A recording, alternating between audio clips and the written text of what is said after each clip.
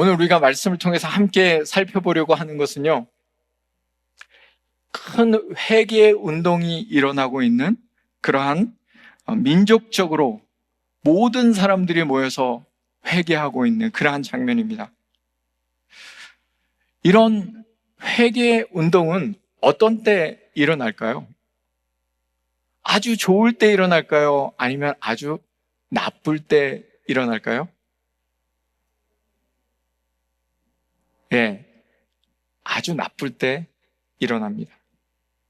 너무 힘들고 너무 어렵고 상황이 안 좋을 때 일어납니다. 근데 우리가 꼭 알아야 할 것은 이 대부흥운동, 회개운동을 통해서 안 좋았던 상황이 완전히 바뀐다는 겁니다.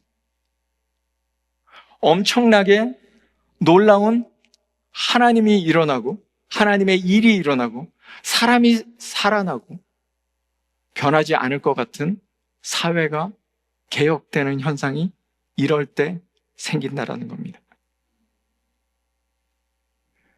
진정한 회개 운동은 개인을 살리고 사회를 살리고 민족을 살리는 놀라운 원동력이 된다는 겁니다. 역사적으로도 그런 일이 꽤 많이 있었습니다. 20세기 초에 영국의 웨일즈에서 웨일즈 대부흥 운동이 있었습니다.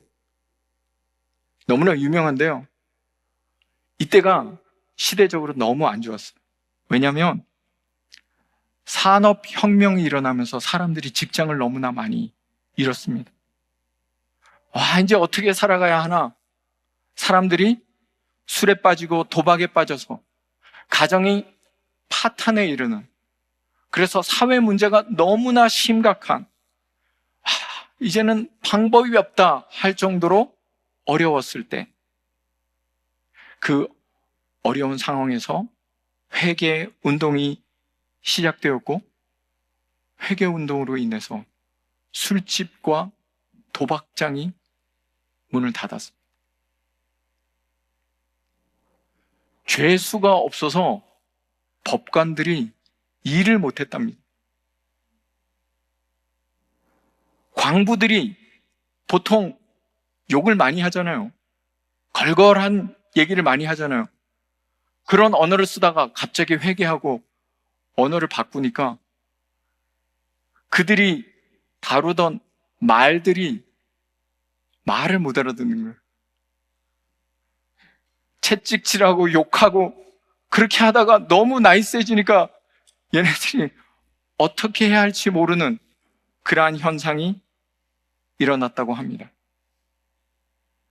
완전한 변화가 일어났다는 거죠. 어쩌면 오늘 우리에게 이런 변화가 필요하다고 생각됩니다. 이 시대가 살아나고 진정으로 모두가 회복되는 그러한 회개 운동이 우리에게 필요한 것 같습니다. 한국 교회가 점점 쇠퇴하고 있습니다. 사람들이 교회를 떠나고 있어요. 교회를 향해서 손가락질을 합니다. 아니, 어떻게 교회가 저러냐고. 교회 다니는 사람들 더 나쁘답니다. 교회가 왜 저러냐고. 비난과 욕을 합니다. 이대로 계속 간다면 어떨까요? 한국 교회의 미래는 없습니다. 교회 아이들이 줄고, 우리 교회는 정말 이상한 교회예요. 얘기 들어보면 벌써 어른들만 남은 교회들이 많고 주일학교 아예 없는 교회도 많고, 앞으로의 미래가 불투명한 것이 한국 교회입니다. 옛날에 한국 교회에 수많은 사람들이 산기도를 했어요. 기도원이 얼마나 많은지 아십니까? 그 사람들이 한국 민족을 위해서, 교회를 위해서 철회하며 간절히 기도하기 때문에 절대로 북한이 쳐들어올 수 없다, 이렇게 말했어요. 지금 어떤지 아세요? 그 사람들이 다 사라졌어요. 기도하는 사람이 없어요. 그럼 이제 쳐들어올 수 있네요. 어떻게 될지 모르네요. 교회가 변하고 우리 모두가 변하는 영적 개혁이 오늘 우리 모두에게 일어나야 할 줄 믿습니다. 이 변화를 가져올 회개 운동은 어떻게 일어날 수 있을까요? 오늘 회개 운동이 일어나고 있는 그 현장을 보면서 한번 생각해 보겠습니다. 먼저 말씀 1절부터 3절 다시 한번 읽어보겠습니다. 자, 본문 1절부터 3절 다시 읽겠습니다. 그달 29날에 이스라엘 자손이 다 모여 금식하며 굵은 베옷을 입고 티끌을 무릅쓰며 모든 이방 사람들과 절교하고 서서 자기의 죄와 조상들의 허물을 자복하고 이날의 낮 4분의 1은 그 자리에 서서 그들의 하나님 여호와의 율법책을 낭독하고 낮 4분의 1은 죄를 자복하며 그들의 하나님 여호와께 경배하는데 그달 29날 이렇게 본문이 시작하고 있습니다. 그날에 이스라엘 사람들이 다시 모였대요. 그달은 7월 달이겠죠. 우리가 지난 시간에 본 대로 7월 24일 날에 이스라엘 사람들이 다시 다 모였습니다. 이날은 이스라엘이 나팔절과 초막절이라는 행사를 다 끝내고 이틀이 지난 다음에 모였다는 얘기입니다. 지난 시간에 사람들이 막 회개했다고 우리가 얘기를 나눴죠. 사람들이 막 회개하는데 에스라와 느헤미야가 이제 절기 지켜야 되니까 기뻐하라. 여호와를 아는 것이 우리의 힘이다 라고 얘기하면서 절기를 지키려고 이 회개 운동을 잠깐 멈췄습니다. 그들의 회개가 분위기에 따른 일시적인 것이었다면 절기가 끝나고 나서 다 잊어버렸을 거예요. 근데 사람들이 다시 모였습니다. 그들의 마음이 진실했기 때문에 절기가 끝나고 나서 다시 모여서 회개 운동을 계속하고 있는 것입니다. 더 철저히 그들의 죄를 회개하기 위해서 어떻게 했냐면 본문에 보니까 금식합니다. 이스라엘 백성들이 슬픔을 표현하는 최고의 모습, 머리에 죄를 뒤집어 쓰고 상복, 굵은 베옷을 입고 슬퍼하면서 회개합니다. 낮에 4분의 1은 한 3시간 정도 되겠죠. 그 3시간을 뭐 하죠? 말씀을 듣습니다. 3시간 성경 읽으라 그러면은 버티기 어려울 텐데 3시간을 말씀을 듣고 어린아이들이 또 4분의 1, 3시간은 죄를 자복하는 기도를 하고 하나님을 경배하는 찬양을 합니다. 이게 회개가 뜨겁게 일어나고 하나님을 찬양하는 놀라운 모습인 겁니다. 영적 개혁을 위한 필수 요소 3가지가 여기 다 나와 있습니다. 죄를 자복하는 기도, 그것을 온전한 방향으로 이끌어갈 하나님의 말씀, 그리고 그 모든 것을 주관하시는 하나님을 향해 찬양을 올려드리는 것, 이것이 영적 개혁을 온전히 이끌어 나가는 모습인 것입니다. 영적 개혁에 말씀이 빠질 수 있을까요? 기도가 빠질 수 있을까요? 아니면 하나님을 찬양하는 그러한 모습이 빠질 수 있을까요?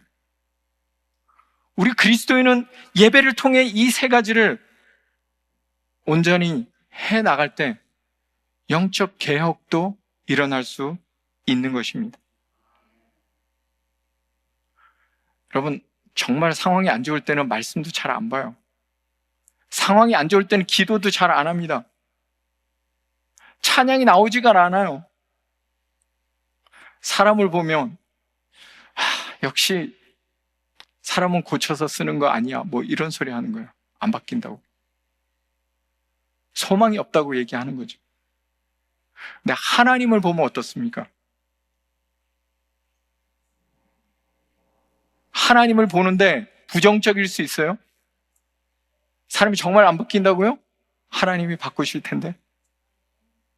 그 하나님을 바라보고 있는데 그 하나님의 말씀과 그 하나님을 향한 기도와 그 하나님을 향한 찬양은 끝없이 우리 입에서 흘러나올 수밖에 없는 겁니다. 찬양하십시오. 기도하십시오. 말씀을 보십시오. 그것이 바로 우리 모두가 살 수 있는 영적 개혁의 시작인 것입니다.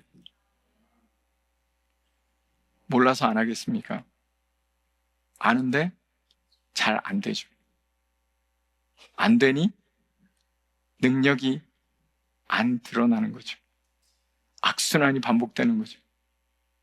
잘 안 돼도 열심히 말씀을 읽으십시오. 잘 안 돼도 열심히 기도하십시오. 잘 안 돼도 하나님을 향해 손을 들고 찬양할 때 변화는 시작되는 것입니다. 계속해서 4절, 5절 말씀을 보겠습니다. 영적 부흥 운동을 이끄는 중요한 요소인데요. 사람이죠. 자, 4절, 5절 같이 읽습니다.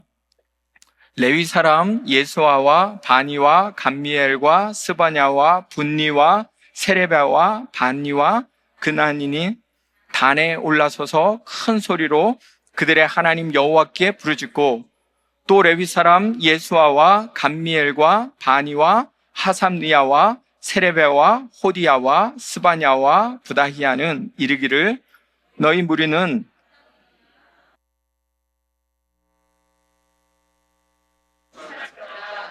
주여 주의 영화로운 이름을 송축하올 것은 주의 이름이 존귀하여 모든 송축이나 찬양에서 뛰어남이니이다. 민족적 대회개 운동을 주도해가는 사람들, 이끄는 사람들이 여기에 나오고 있습니다. 레위 사람 8명의 이름이 먼저 써 있는데요. 그 사람들이 뭐 했죠? 여호와께 부르짖었대요. 큰 소리로. 뭐 하는 거죠?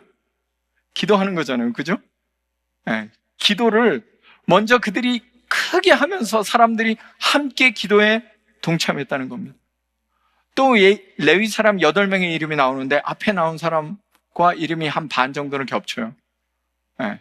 그리고 또 새로운 사람 4명이 합해져서 뭘 하고 있습니까? 하나님의 이름을, 영화로운 이름을 송축하고 있습니다. 뭐 하는 모습이죠? 네, 찬양하고 기도와 찬양으로 예배하며 하나님 앞에 나아가는 그러한 모습이 나오고 있습니다. 여기서 좀 주목해 보려고 하는 것은요, 이걸 이끈 사람이 누구라고요? 레위 사람이라고요. 여러분 혹시 기억하십니까? 우리가 2026년 회복을 주제로 포로기 이후에 하나님이 이스라엘 백성들을 어떻게 돌아오게 하시고 회복을 시켜주셨는지 쭉 봤는데 1차, 2차, 3차에 걸쳐서 포로 귀환을 했다고 말씀을 나눴습니다. 그때 1차 때 한 5만 명 정도가 돌아왔다 그러는데 제사장, 레위 지파에 속한 제사장이 한 5천 명 정도 돌아왔다고 얘기했어요. 그 레위 사람들 얼마나 돌아왔을까요? 제사장보다 10배는 많아야 되잖아요. 341명 돌아왔습니다. 2차 때 에스라가 사람들을 이끌고 출발하는데 사람을 조사해 보니까 그때 대략 한 5천 명 정도 돌아왔다고 추산하는데 그 중에 레위 사람들이 얼마나 있었을까요? 네. 사모님은 설교도 안 들었는데 어떻게 기억해요? 네. 한 명도 없었어요. 그래서 다시 돌아가서 사람들 모집해갖고 몇 명이요? 38명을 모집해서 데려왔습니다. 합쳐도 500명이 안 되네요. 근데 레위 사람이 지금 8명에 4명 더하면 12명이나 이 부흥운동을 이끄는데 적극적으로 참여하고 있습니다. 사람의 많고 적음이 중요한 것이 아니라 정말 하나님을 향한 간절한 마음이 있으며 그 사람이 하나님의 일을 온전히 감당할 수 있는 겁니다. 우리 교회 사람 숫자가 늘어나면 하나님의 일을 더 잘할까요? 그러지 않을 겁니다. 사람 숫자가 아니라 그 사람들이 어떤 마음으로 하나님을 섬기냐에 따라 그 모든 것이 결정되는 것입니다. 여러분, 지금 밖에 아직도 비가 오나요? 오늘 비가 많이 온답니다. 근데 주일학교 여름성경학교를 한대요. 점심을 먹어야 된대요. 햄버거를 구워달랍니다. 비가 오는데 밖에서 어떻게 햄버거를 구워요?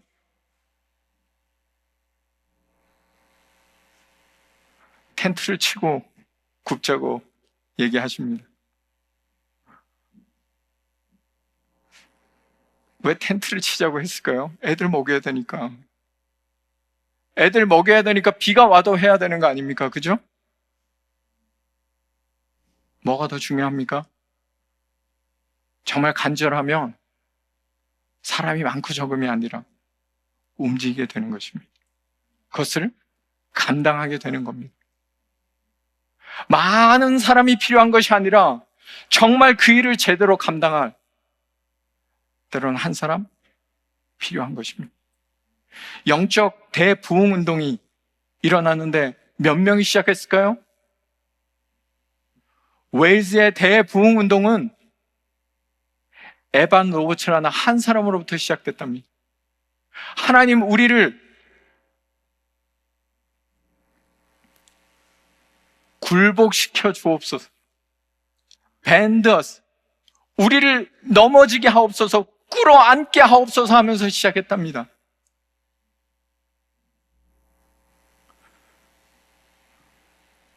여러분 마음속에 정말 영적 개혁이 필요하다고 생각하십니까? 하나님을 위해서 우리가 살아야 한다고 생각하십니까?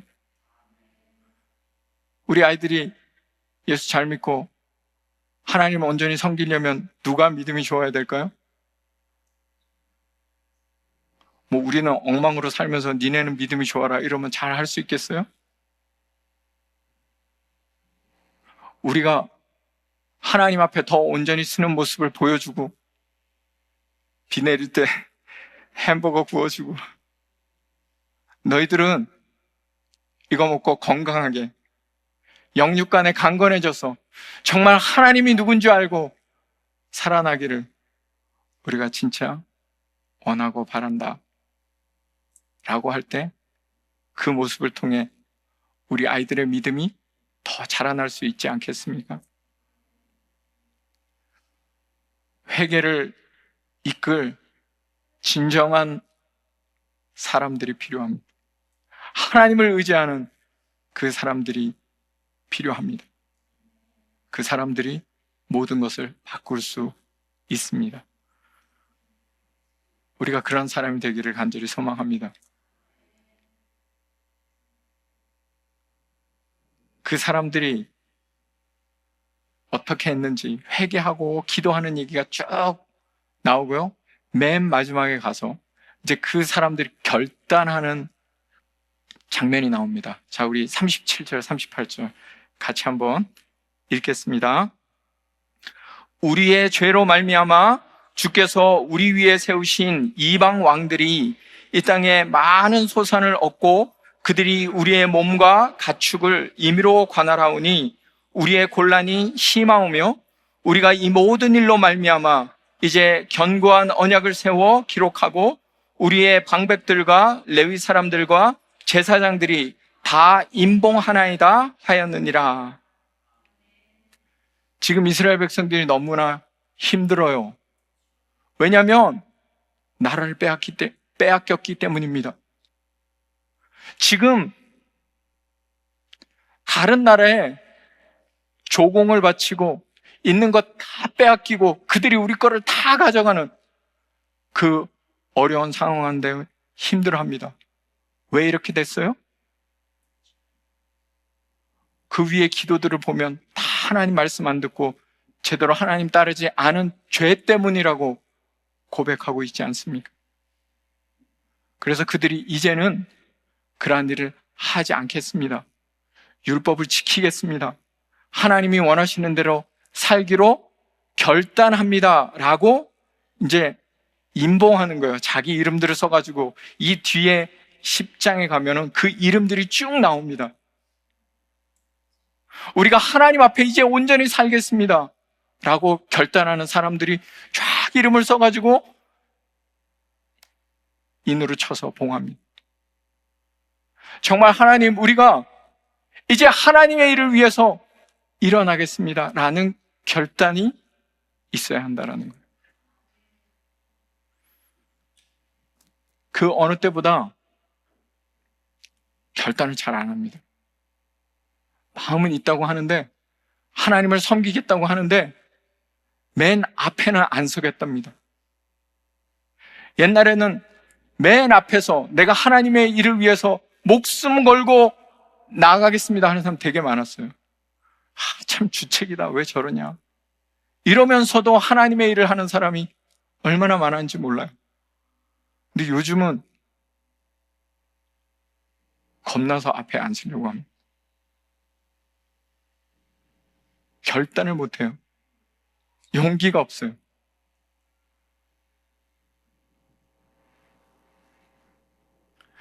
저희 아버지 얘기를 잠깐 하려고 하는데요. 제가 초등학교 3학년 때 저희 가족이 이제 다 교회를 가기 시작했어요. 저희 어머님이 옆집 아주머니의 전도를 받고 교회를 가자 그러면서 저희 누나, 저, 남동생을 데리고 교회를 갔습니다. 저희 아버지는 안 나갔어요. 저희 아버님이 중학교 생물 선생님이셨거든요. 과학을 가르쳐서 그러시는지 예수를 안 믿으시더라고요. 우리가 교회 가는 걸 되게 싫어하셨어요. 저희가 아버지 예수 믿으라고 가정예배 드리면서 그렇게 기도했는데 교회를 그렇게 안 가시고 교회 가는 우리를 핍박했습니다. 그러다가 저희 아버지가 한 7, 8년 정도 시간이 지나서 갑자기 교회를 가신다는 거예요. 옆집 아저씨가 교회 가자 그랬는데 가신대요. 아니, 우리가 그렇게 기도하고 전도했을 때는 안 가고 옆집 아저씨가 그냥 뭐 앉아서 이렇게 식사하시다가 교회 갑시다 그러니까 갑시다 이렇게 됐어요. 제가 그걸 보고 느꼈습니다. 이게 결단이 뭔가 계기가 있어야 되는구나. 계기를 만들기까지는 너무나 어려운데 정말 하나님이 인도하시면 어느 순간에 너무 쉽게 되는구나. 그래서 그거를 위해서 씨를 뿌리고 수고하고 노력하고 기도해야 되는구나 라는 것을 배웠습니다. 저희 아버지가 그렇게 예수 믿고 한 2, 3년 열심히 믿으시다가 교통사고로 갑자기 돌아가셨거든요. 근데 그때 많은 분들이 이제 저에게 그러셨어요. 너희 아버지가 생이 정말 얼마 남지 않았는지 모르셨겠지만 하나님이 그거를 위해서 정말 마지막에 귀하게 쓰셨다. 학교 선생님 관두고 정년퇴임 2년을 남기고 전도하겠다고